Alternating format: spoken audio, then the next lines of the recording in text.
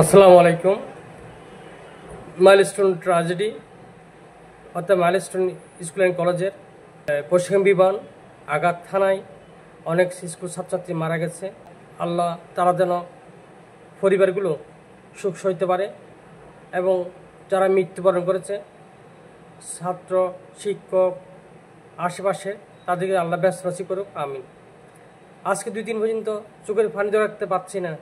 ফেসবুকে যখন দেখি চোখের পানি জ্বর করে জ্বরে। এর মধ্যে আমার মেয়ে বলল, বাবা এই বিমান যদি আমাদের স্কুলে গিয়ে পড়ে আমরা তো বাঁচবো না। সইতে পারছিলাম না। আর আমার একটা মাত্র মেয়ে, তার আর্তনাদ, তার চিন্তা ধারণা যে তার স্কুলে যদি বিমান আঘাত হানে সে তো বাঁচবে না। আশা করব সরকার বিমান মহড়া থেকে শুরু করে অস্ত্র মহড়া যা করতে হবে জনমানব শূন্য এলাকায় যেন করে, কারণ মানুষের জীবনের মূল্য অনেক বেশি। এই যে বাচ্চাগুলো মরে গেল, জীবন দিল, এই বাচ্চাগুলোর মা বাবা কী করতেছে? এদের কান্না আমরা দেখতেছি না, যা দেখতেছি ফেসবুকে মানুষ সহ্য করতে পারতেছে না, মানুষ কান্না করতেছে, ফেসবুকে দেখে দেখে কান্না করতেছে সমাজ। তাহলে সরকারের উচিত এবং সরকারি প্রতিষ্ঠানগুলোর উচিত যেখানে জনমানব শূন্য ওখানে ট্রেনিং দেওয়া। ওখানে ট্রেনিং দিলে যেমন সমুদ্র আছে, আছে, তারপর পাহাড় পর্বত আছে, যেখানে মানুষ গণবসতি নাই, যেখানে কম মানুষ বসবাস করে অথবা মানুষ নাই বললে চলে, ওরকম জায়গায় যেন প্রশিক্ষণ তারপর অস্ত্র মহড়াগুলো দেওয়া হয়, কারণ মানুষ চলে গেলে আর ফেরত আসে না। তো আশা করব সরকারের উচিত ব্যবস্থা নেওয়া এবং যারা মারা গেছে, যে ছাত্রছাত্রী ও শিক্ষক অভিভাবক যারা মারা গেছে, এদের জন্য সরকার থেকে ক্ষতিপূরণ দেয়, যেন তারা কিছুটা হলেও ক্ষতিপূরণ পায়। নাহলে এই যে এত কষ্ট করে বাচ্চাগুলো মানুষ করতেছে, এগুলো একদিন বড় হবে, বড় হয়ে তাদের ইচ্ছা আশা পূরণ করবে এবং তাদের স্বপ্নগুলো পূরণ করবে। এখন স্বপ্ন পূরণ করার কেউ নাই, তাদের ভবিষ্যৎ তো অন্ধকার হয়ে গেছে।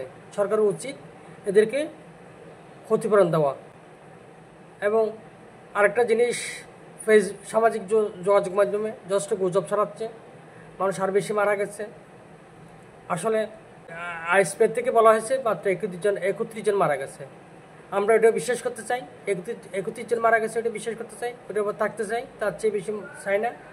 যারা মারা গেছে সঠিক তথ্য দিন, যার লাশগুলো যেন ওদের পরিবার কাছে দিয়ে দেন, ফিরে দেওয়া হয়। একটা সান্ত্বনা দিবে যে আমি লাশটা পাইছি, লাশটা দাফন করছি।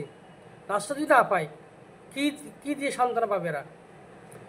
সরকারের উচিত সাংবাদিকদেরকে কাজ করতে দেওয়া। সাংবাদিকেরা কাজ করলে সঠিক তথ্য বেরিয়ে আসবে, গুজব থাকবে না। যারা গুজব রটাচ্ছে সুবিধা করতে পারবে না। সরকারের উচিত সাংবাদিকদেরকে কাজ করার সুযোগ করে দেওয়া ও তদন্ত করে যারা সাংবাদিক বাধা দিচ্ছে এদের বিধি ব্যবস্থা নেওয়া। আমার সর্বশেষ কথা হচ্ছে, দেশের সব মানুষ যেন নিরাপদে নিশ্চিত স্বাভাবিক একটা মৃত্যু পায়, অপমৃত্যু যেন না ঘটে। অপমৃত্যু কোনোভাবে কাম্য নয়। আমি চাই আমার সন্তানটা নিজস্ব গতিতে বেড়ে উঠুক এবং নিজস্ব গতিতে চলে যাবে আল্লাহর কাছে, কিন্তু অপমৃত্যু আমরা চাই না। অপমৃত্যুর মাধ্যমে দিয়ে আমার সন্তানকে আমি হারাতে চাই না।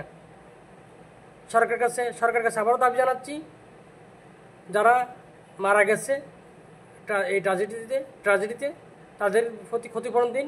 এবং যে পাইলট, উনি চাইলে বাঁচতে পারত, কিন্তু উনি বিমানটা রক্ষা করে একটু জনমানব শূন্য এলাকাতে নিয়ে যেতে চাইছিল, পারে নাই। দুর্ভাগ্য, দুর্ঘটনা নয়। আল্লাহ তাকেও ব্যস্ত নসিব করুক।